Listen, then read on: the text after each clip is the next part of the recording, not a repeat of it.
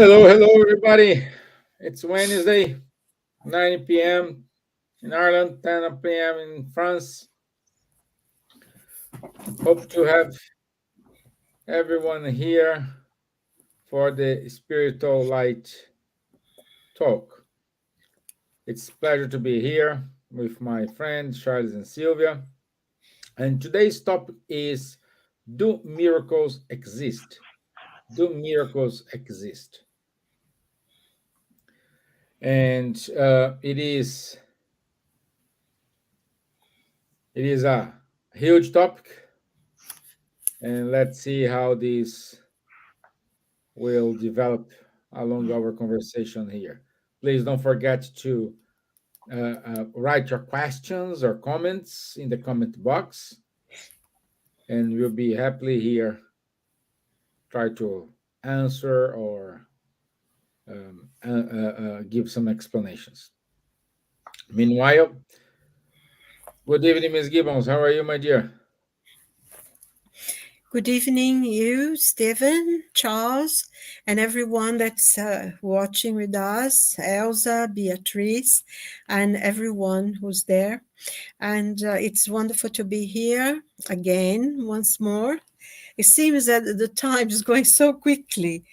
And today is the first day of spring in England, and we are so happy because it was a sunny day.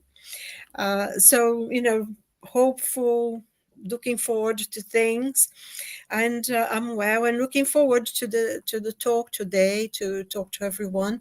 And if anyone has questions or would like to make point, it would be nice. So just write to us. And welcome everyone. Many blessings. Thank you, my dear. Thank you. Bonsoir, Charles. Bonsoir, Steven. Bonsoir à tous. Good morning, good afternoon, good evening to everyone. Happy to be here again. Yes, it's spring. It was also a sunny day here. After almost 6 months in interrupted rain, we have a deficit of sun of 55% compared with the normal. So hopefully it will compensate a little bit right now. But okay, maybe a miracle will happen. So this is what we will try to explain today. Lovely, lovely, lovely. Good. Okay, let me share the video. The video, I couldn't find a non-religious video, but it's a part of the video which is very interesting, and we will discuss why I share I had this video here for us.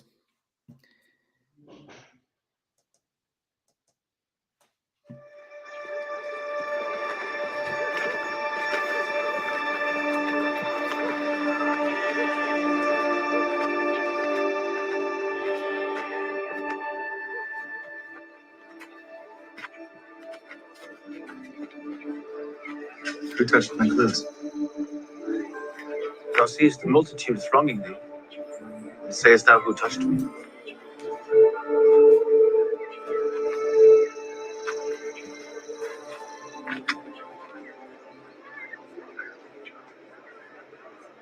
Master, I have suffered an issue of blood for 12 years.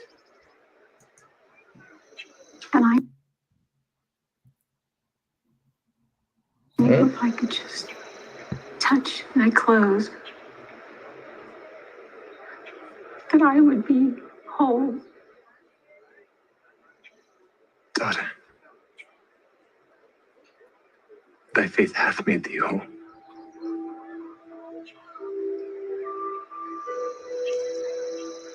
Go in peace, and be whole of thy plague.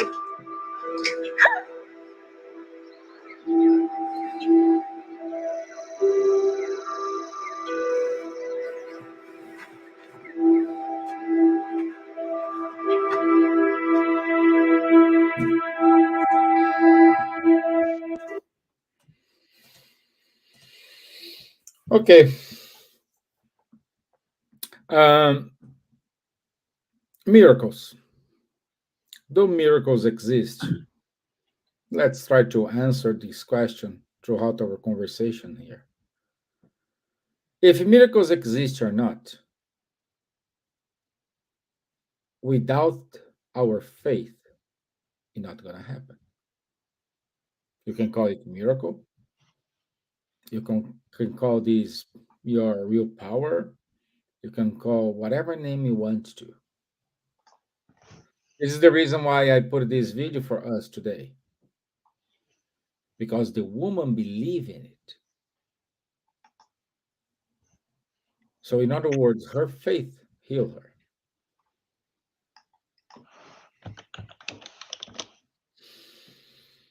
And we will discuss this. And Charles, do miracles exist?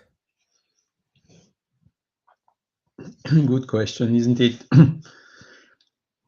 As always, it depends on what the meaning we give to miracle. If miracle is understood as being an abnormal, rare, and exceptional happening or fact, yes, rare or exceptional facts are happening from time to time. Okay. Now, if the word miracle means some exception to God's or natural laws, this definitively, as per the Spiritist body of knowledge, does not exist. Because God existing, one of his attributes is perfection. So all what he has done is perfect, and including the natural laws or divine laws are perfect. So if the laws are perfect, they don't need any exception at all. And Kardec is explaining this very well in the Genesis according to Spiritism. Full title is Genesis, Miracles and Prediction according to Spiritism.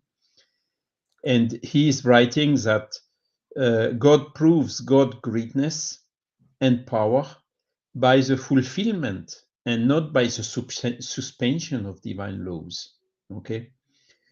If God has made the laws of nature perfect, it would be a nonsense to make some suspension to these laws. If these laws are perfect, they will cope with everything, even what we have seen in the video you just showed. This woman, only by touching Jesus, get cured from the bleed or the bleeding or the illness she had. Okay, so this is qualified as a miracle, an exception to God's law. But who is knowing when we look even to the mesmerism or the spiritism, the properties of fluids that Kardec is explaining also in this chapter 13 of the Genesis according to Spiritism. This woman, through her face and taking opportunity of Jesus passing close by her, just by touching the clothes, she somehow extracted some fluids, spiritual fluids, from Jesus, which were around Jesus, and exactly with the help of the spirits, of course, which was needed for her to cure this illness. And Jesus noted it. He noted that some energy has been subtracted from him. And that's why he asked, who touched my clothes? And he went back to give the lesson to the posterity as we have today in the gospel. Of course, it was Jesus. But so Jesus is an exceptional being. He's probably one of the most evolved spirit who ever incarnated on earth. And that's why he had this huge power, fluidic power first, and second, knowledge of how to handle these fluids. And this is why all what he has done at that time was absolutely not understood, has been considered as miracles. God's will, God wanted to do a particular favor to that woman. And so he suspended temporarily, his laws. That's not the right interpretation. The right interpretation is really, this woman had faith, so she was in a kind of a very receptive state to receive those needed fluids. Jesus went by just in front of her. He had these fluids available, and the transfer occurred. So it's not a miracle. It's perfectly explained by the laws governing fluids, as explained in the, or recalled in the Spiritist body of knowledge. So no miracle as exception or suspension of divine laws or natural laws. These do not exist. Okay. And you, Miss Gibbons, what come from England? Hi, yes. This is a very interesting subject, isn't it? About miracles, because basically, when you think about miracles, you think something marvelous, something outside of the realm of the possible, something that there would be few and very exceptional situations in which you had miracle. And I think that's how mostly we see miracles nowadays. Our understanding of the word miracle is what exceptional things is happening, which in a way is changed very much from the original meaning of the word miracle, which was something, that was to be to admire, something good. But we understand this, and usually you think something that is religious. I think a lot of the things to do with religion.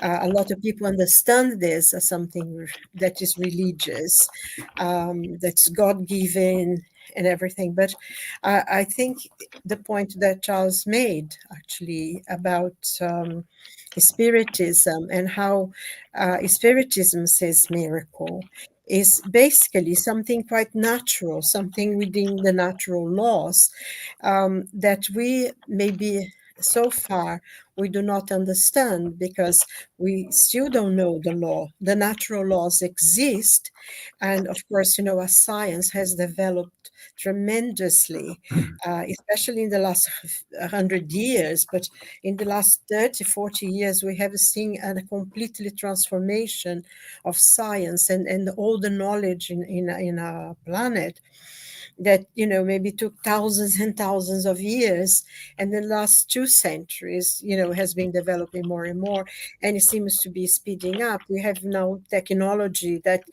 is truly miraculous. I mean, can you imagine the whole technology about nanotechnology? We have now something that we are able to send a flying machine into space to sit into a meteor that's flying thousands and thousands of kilometers or miles, a minute, and we can sit this there. So for us, we take this as something, it's okay, science, development of science. But can you imagine, even 50 years ago, imagine, putting a machine in a meteor flying through space, a comet, it's a comet going through space. And it's interesting because as we progress, the science develops and the learning becomes more and more. We learn more and more of the laws of the world, or the natural laws. Many things that could be considered a miracle is now something that is just there. I mean, honestly, I wonder how many people actually read the news or read it in the internet or the paper or whatever, and stop to think about it like 2 minutes. Oh my God, this is a miracle that this has happened, because it didn't. It's something that take for granted. Thinking about COVID, just a year, 2 years ago, the nightmare that we all lived through. But before, they used to take like minimum 10, 15, 20 years to develop a vaccine. And they were able to do that, in less than a year. And I know that a lot of people are against it. They protest against. They said there was a lot of problems. Yes, and I'm sure that there was a lot of difficulties and many people were affected, not in a positive way. But I think the great majority of people survived because they were able to. And it was not a miracle. It was, people, scientists putting their minds together and to develop and to getting to know some of the natural laws. Because the natural laws, I think, Charles pointed out, is God's laws. They exist, whether we know about them or not. So many, many miracles that we considered miracles, nowadays is no longer a miracle.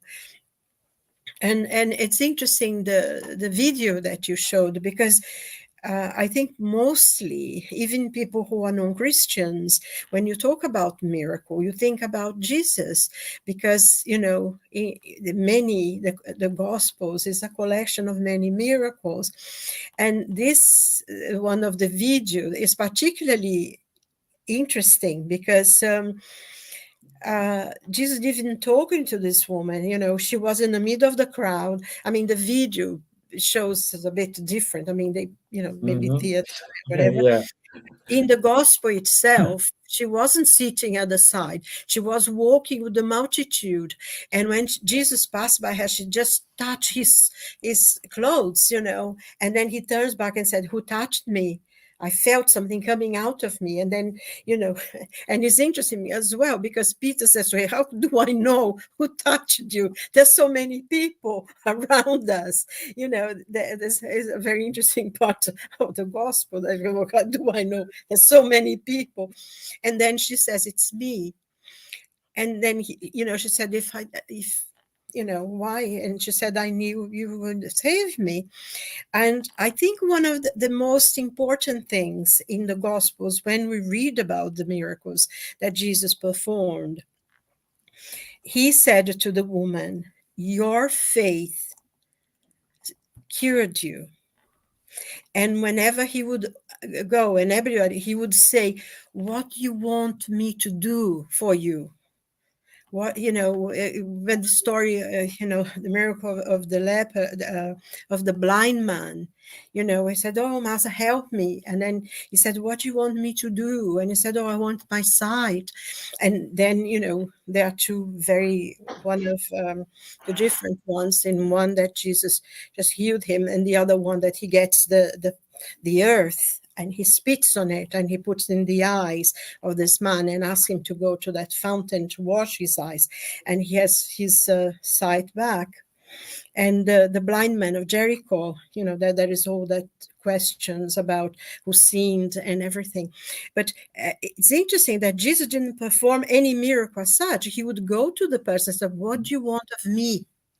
What do you want me to do for you?" And then whenever they had the miracle, he would say, "Your faith healed you." And, I think some of the things that Jesus was striking more than anything, when he was very kind and talking to the Roman soldier who came to ask because his servant was very ill. And Jesus, and he said, "I go to," he said, "No, don't come to my house. I'm not worthy." But, and he said, "Your faith cured your servant. Your faith cured you. And what you want me to do?" And in a way, I think what he was saying, the faith that people had, that he would help, actually the people are healing themselves.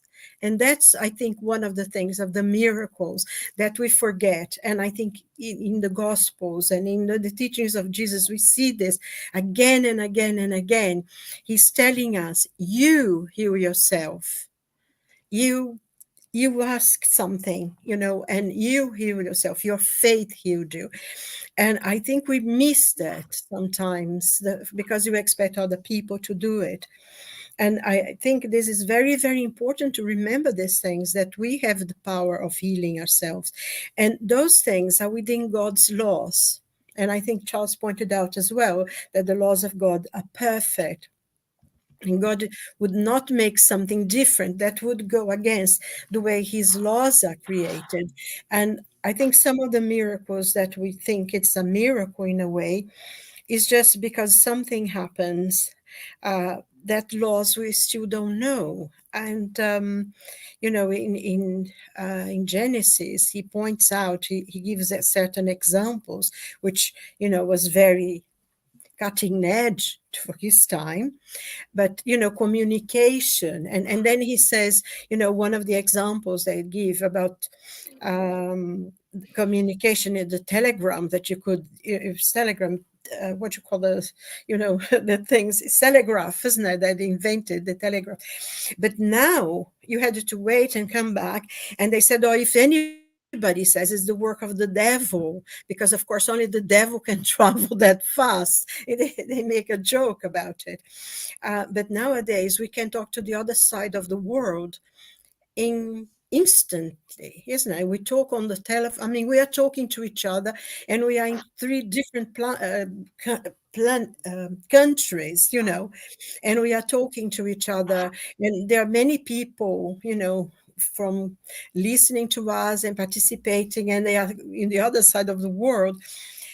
And if we thought about this, even 50, 60, 100 years ago, people would talk, that's not, are you crazy? You're completely insane. This thing doesn't exist. But now, as I said before, we don't give 2 thoughts about it. It's just there. The internet is there. Zoom is there. We talk to people. We communicate. Actually, I was talking to a friend of mine today. When I first came to England, they still didn't have phone calls, that you dial directly. You had to dial the operator to ask for a trunk call, and then they would wait for the operator to connect you and said, oh, you have, this phone. And it would take like 3 hours. And I would just pick up the phone and you talk instantly. So even 40, 50 years ago, this was like a miracle. I remember the first time that they had satellite transmission to the whole world. And was such a big happening, in the late 60s. It was incredible that was being transmitted all over. And nowadays it's nothing, but at the time was a miracle. So I think miracles change, and is all part of the natural laws. And as we develop and find the discovery of science, less and less things would be miracles, and we be within the understanding that the laws of nature can be used in certain ways. So I think this is an important thing about to understand miracles, that once we know what it is, they stop being miracles, stop being marvelous, and just normal part of the daily life of everyone. So that is interesting. It's good. Yeah, it is. It is challenge because let's say we can call miracle everything we cannot explain, and we cannot explain today, but perhaps like in 10 years, with the evolution of science, evolution of moral laws, all this, we do have explanation for that phenomena. So what was miracle 10 years, 15 years, 100 years ago, today is not miracle anymore. And for sure, new miracles will happen, but in 100 years, it's not going to be a miracle anymore. So, and when we talk about miracles, we need it is like a donation. We need to donate ourselves 50% in terms of our faith, our belief. Miracle, it is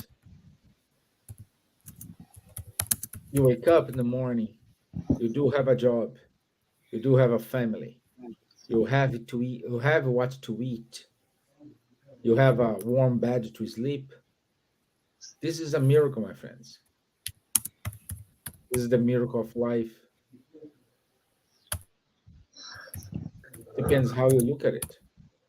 Some people hate the job. Some people love the job. Some people don't like the house. It's too small or it's too big.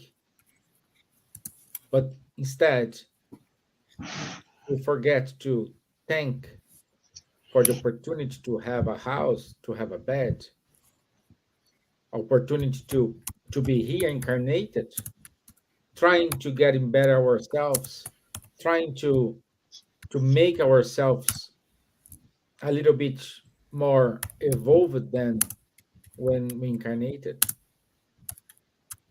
Reincarnation is a miracle. Divine law is a miracle. Everything who goes against the divine law, which is the natural law, you're gonna suffer.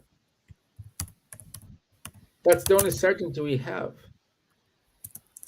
If everything you follow the divine laws, if you follow all this, you don't have any problem.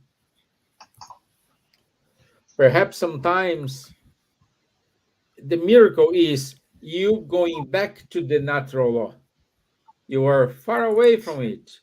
Something happened, then you wake up and you decide, "Whoa, wow, I need to go back to that way." So you come back the right way. That's a miracle. But you had to suffer. You have to have the chance to be struggling in order to allow the miracle happen.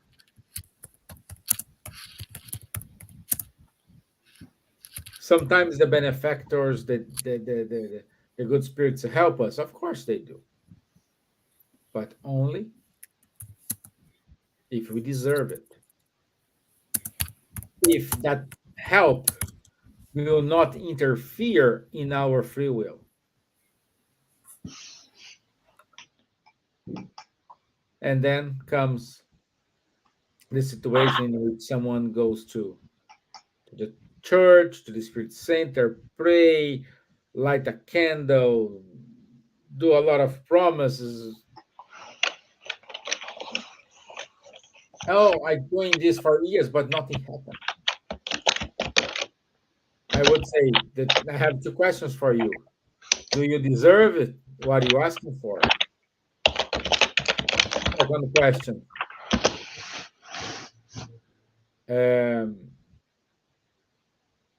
Do you think what you're asking for it is good for you?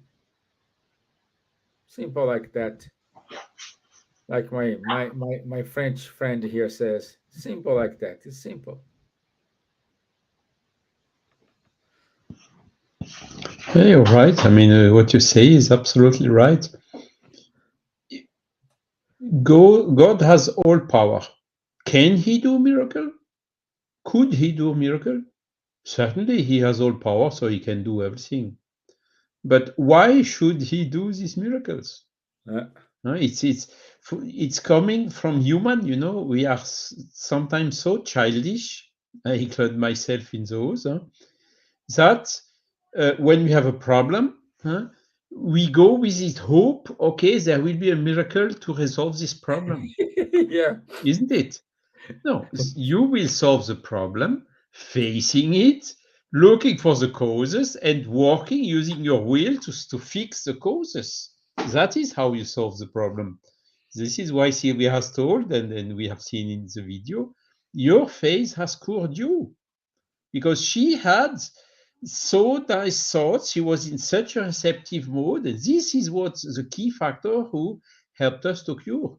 But the people, no, por favor, God, do a favor. We start negotiating with God and whatever. No, please do a miracle for me. And why for you and not for everyone? And so what? It's very childish, isn't it? And that's all about it. The miracle is the person doing good.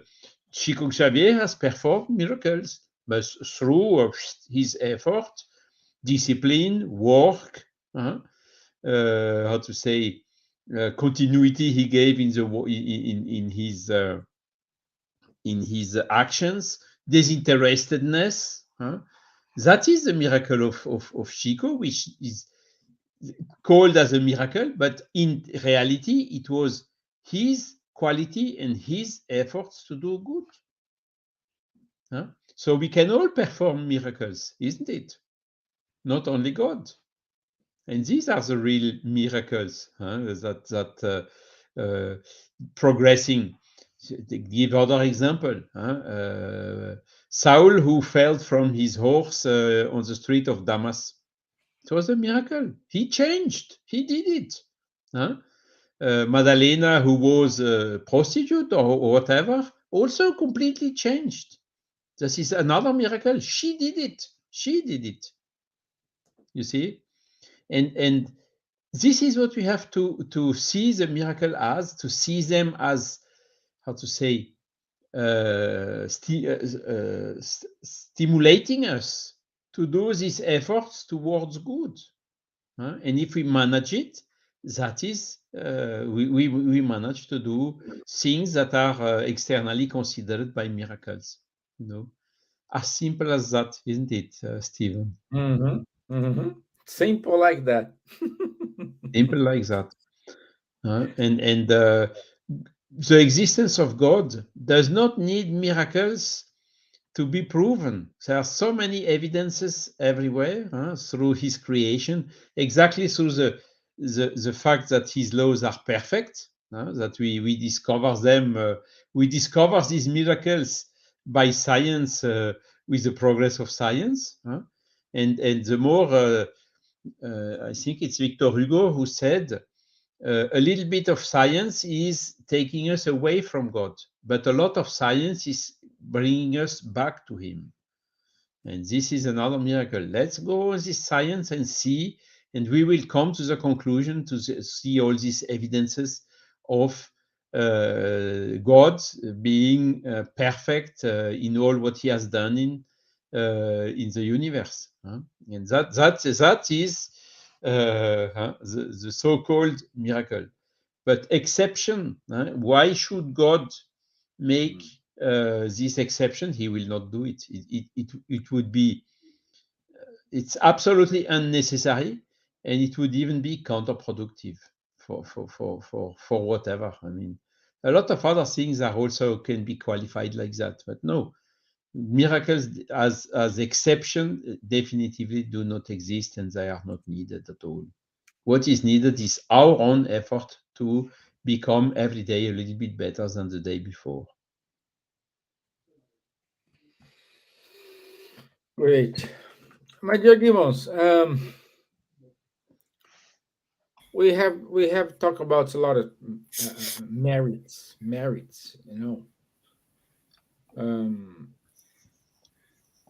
what I need to do in order to deserve something, in order to, okay, let's look after this poor guy and let's help him. Let's help him. What I need to do in your viewpoint? Didn't quite get the question. You mean to help ourselves, or what we can do to help others?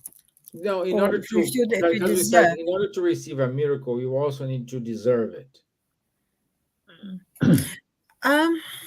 What do you need? No. What do you need to do in order to deserve a miracle? Do you know what? I think this is an interesting thing, because personally, I think we are a child of God. So for this very nature, we are inheritors of all his grace and of the universe. So from the standpoint, we are deserving, but the thing is, we sometimes don't see ourselves deserving things. And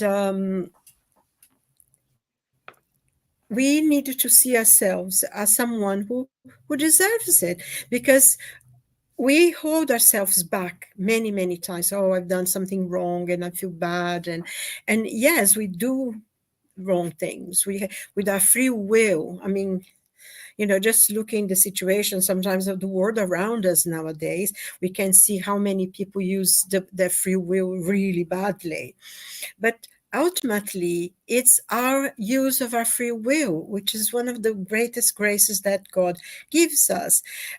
Also, we think of the marvelous or something exceptional happening, but the fact that you wake up in the morning and you open your eyes and you see the light of the sun or the rain or whatever is already a miracle. We don't realize that we live every moment a miracle. Every time that we breathe in and out and have another minute of life, another day of grace, it's a miracle. And even people who maybe have problems, who are terribly depressed, who are terribly unhappy. And I think that that's one of the greatest problems that we have now, that somehow, I don't know how, this got into the psyche of most of us, that we are victims. And I think sometimes when you look back in situation, terrible situation, like people who were slaves, we can imagine what they suffered.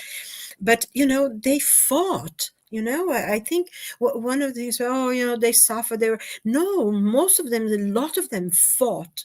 And they created things. If you think in terms of America, they created the spirituals. It's one of the most beautiful music there is, the blues. And they didn't see themselves as victims. Whenever they could, they fought hard. And we had a huge thing in Brazil that the slaves created a whole town, Quilombo, and they were there for many, many years. People fought. They didn't see themselves, oh, I'm a victim, I'm a terrible thing, I'm suffering. Whenever they could, and I think that's one of the things that change now. We see ourselves as a victim. We see ourselves, we don't deserve anything. So we're just there, everybody's doing this, harming me, they don't respect me. No one will ever respect us or do anything for us unless we do it for ourselves. And I think going back to, and I think Charles mentioned it and you did as well, and I talked about, the miracles of Jesus. You always said, what do you want me to do? Your faith healed you. We do it. People help us, they guide us, they support us, but the miracles that we have is ours. And we don't realize that having health, it's a miracle.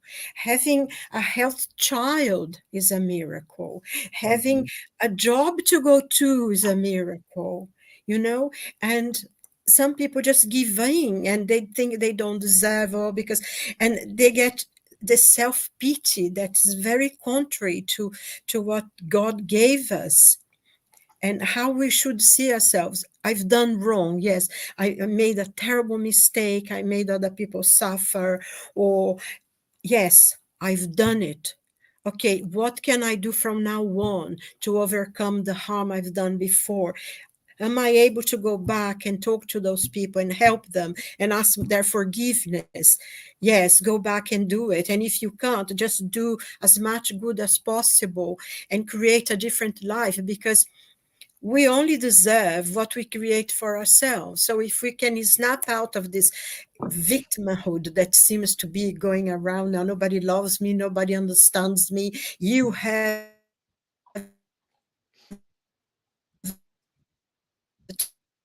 to treat me the way I think I'm completely delusional, but you have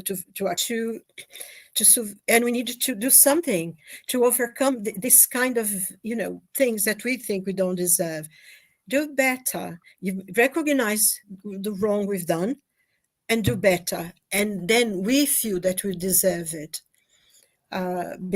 because no one is going to do it on our behalf, and we deserve everything because we children of God, and and sometimes I don't think everyone is really a child of God in my ignorance.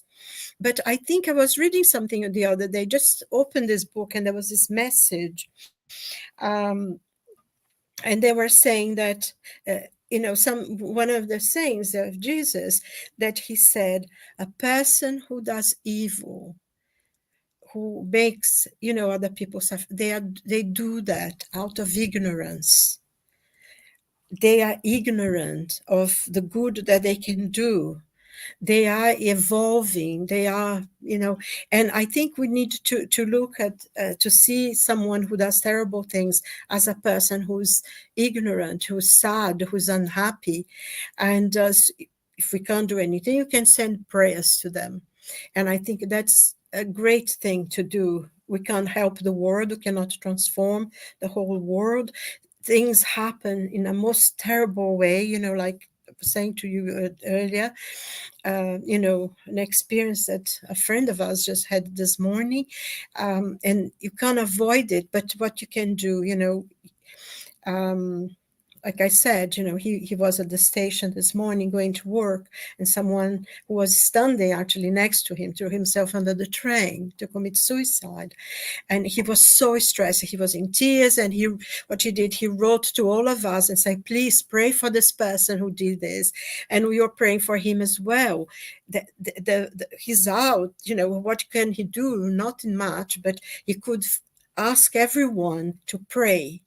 And I think that's one of the things that we need to do. What we cannot do for ourselves, we need to ask help to be, so others can help us. Like even Jesus, there was a point that they, the Roman soldiers brought this man to help him bear the cross. And I think that we have our crosses to bear, but sometimes we need help, and we have to ask for it, I think, and see ourselves as someone who deserves, who are good, who have the light of God, and we're not victims of anything but ourselves, and see ourselves as a being of light, which we are going to be. So, and he says so in the Spirit's book. It's a destiny, and the Spirit says, everyone will progress, and the answer from the Spirit says, your destiny. So we are child of light, and we will be that forever, maybe getting better and better, I think. I don't know if I answered the question or went too far out, but No, I you think did. You did. Perfect. You did.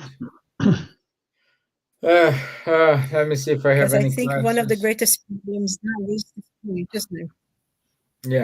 Yeah. And Charles, if we get the introduction of the gospel according to Spiritism, Kardec says, I think it's in the first paragraph, that the gospel according to Spiritism concentrates in the he said that the life of Jesus could be divided in 5 parts. Let me get here. I don't want to say something wrong here, but it's very, very, very, very.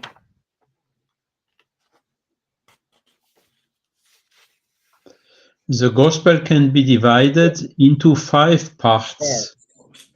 The events in the life of Christ, the first one, the miracles, the prophecies, the words taken by the church on which they base their dogmas, and the moral teachings. These are the 5 main parts of the evangelism, of the gospel. And Kardec continues saying, the first 4 have been the object of controversies. Means not everybody agrees, a lot of people discussing, endless discussion whatsoever. However, the last, which I remember are the moral teachings, has remained constantly inviolate and is accepted by everyone.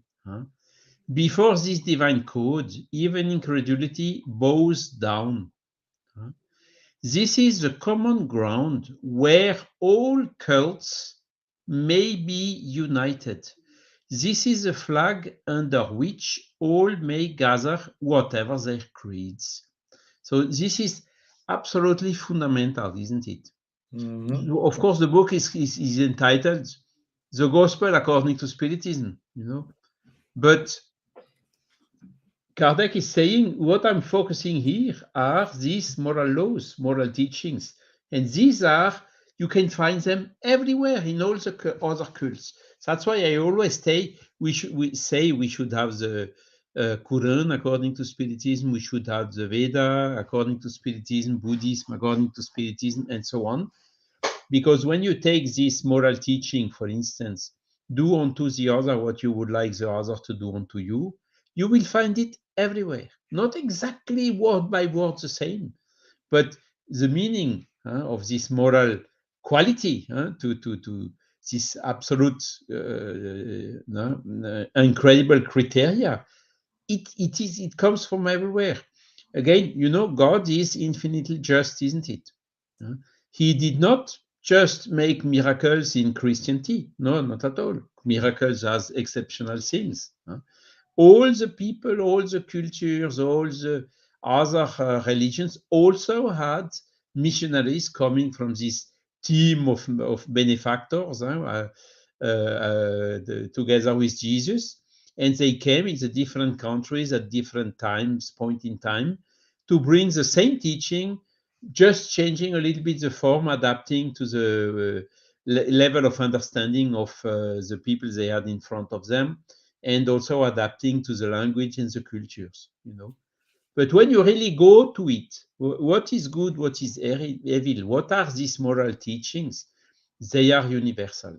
And this is what we should focus on, and not saying that Jesus is the biggest, only Jesus will save the world, because if you come with that, of course, you will be not very good received by Muslim, for instance, because for the Muslim, Jesus was a prophet, of course, but the last prophet was Mahomet. So the last prophet has the last word. So when you come with some statements, for instance, the words taken by the church on which they base their dogmas, it will not be universal. It will not fly, and you will not get any listening, any success everywhere. And what is important for our earth today? Look to the wars, look to everything in this moral teaching is very clear. We should stop that immediately. We should really see the richness of the diversity. We should really see adversity as an opportunity to grow. And this is when we look to these universal moral teachings, I see that is where we can find the miracle. And we know it since a long time, since millenniums already. And I always say, what are we waiting for? Let's go for it now. It's time. There is no time to lose anymore. Look how many people are still, manipulated, and we have seen the elections recently in Russia. What would we do if we would have, what would I do if I had grown in Russia under this regime, and washing my brain permanently since I was a child? I would probably behave like them. And these are the things we really have to find ways, use our intelligence in order to see, okay, how can we mitigate this? How can we change those things? And of course, these moral laws, moral teachings are key for that. Perfect. Perfect. And also we needed to bear in mind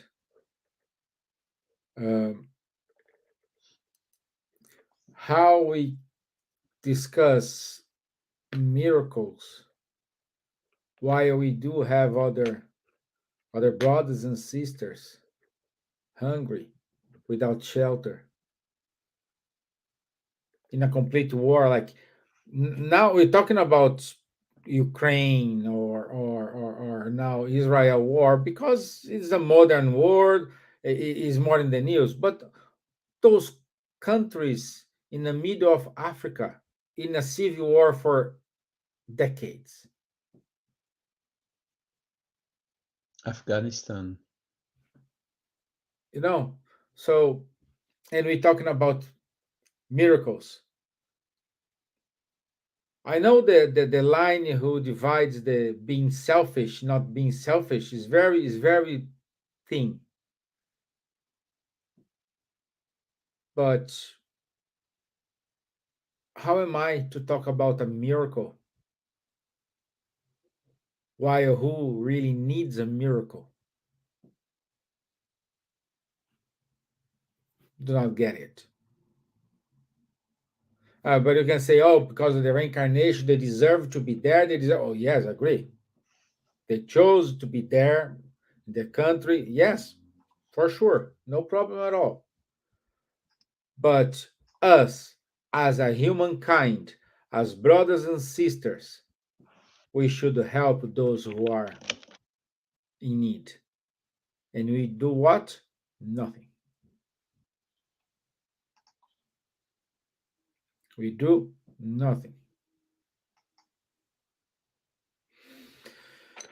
My dear Silvia, your last is about five Well, minutes to finish.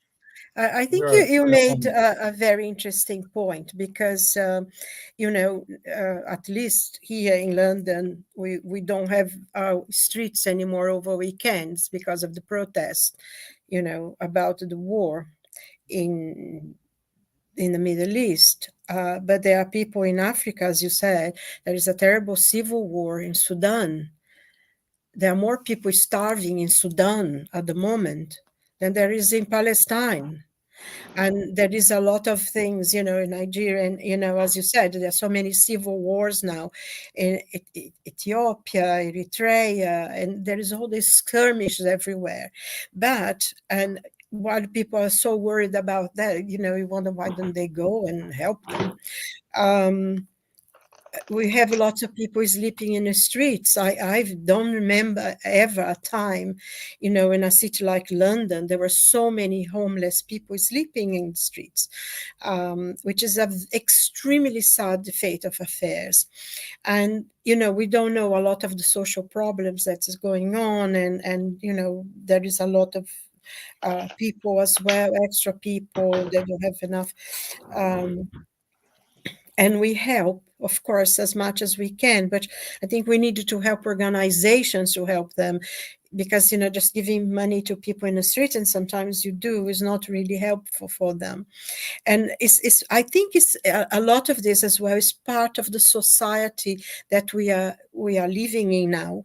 We know that we are living the great transformation, aren't we? I mean, our world is changing from this word of atonement into a word of regeneration, and everything is coming out and is cleansing up. We can't help everyone, but we can help as many as we can, and each one as well. But just one point about what Charles said. It is, I think, basically the basic teachings that Jesus brought was love your God and love your neighbor as yourself, and do unto others as you wish them would do unto you. And this is inherent in every single culture, and from the most primitive to the most advanced, because these are the teachings that he was going to bring to us. And we cannot forget that as a spiritist, we learn that spiritism is the third revelation. To remember what Jesus had taught us. We respect all religions, of course, but what Jesus brought was to unite humanity, because he's the governor of this planet. So he's responsible for all of us, whatever. And sometimes religion becomes so divisive that instead of having love for God and helping your neighbor and whoever they are, oh no, you're not my religion, you're going to hell, you are an infidel, you don't deserve it. And I think that is a kind of thing, that's the backward thought that sometimes we have in whatever religion we follow. And I'm not saying, there are a lot of Christian people who call themselves Christian, but probably they would kill Christ faster than they did when he came first time. And, I think we needed to see ourselves as one people, and be united and try to tolerate and understand each other, because all this imposition of diversity, it seems to me now that you have to accept whatever the other people bring in, but you cannot have your own. You have to accept diversity. You need to accept whatever they have. And I think, should be, you accept from both sides of the structure, from both sides of the divide somehow.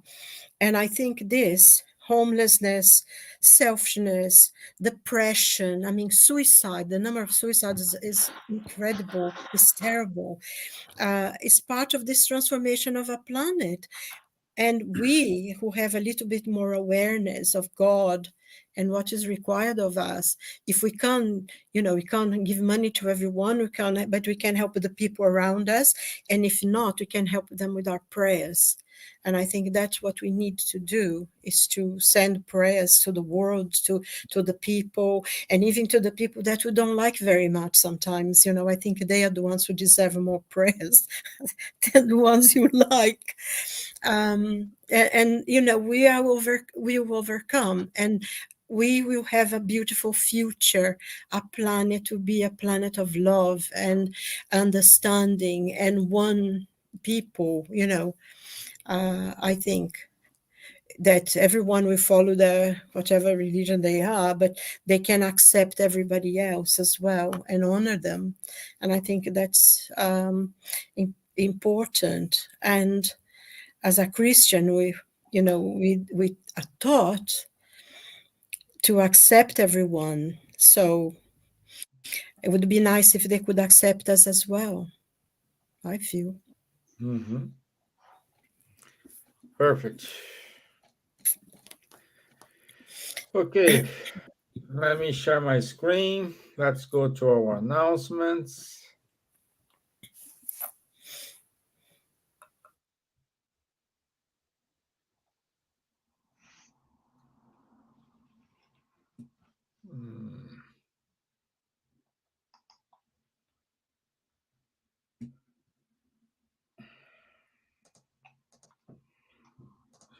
Here. Okay, so our next show, it's next Wednesday, 27th of March. It's 9 p.m. UK time, and the topic is, do guardian angels exist to protect us? Do guardian angels exist to protect us? Okay, so our Spiritism X 2024, the enrollment is already open, so go to Eventbrite. You can do your enrollment there. Our Camille Famarion series, it's on the way. Roberto Watanabe will give his talk not this Sunday, the following Sunday. Spiritism Magazine new issue, and keep listening our Kardec radio.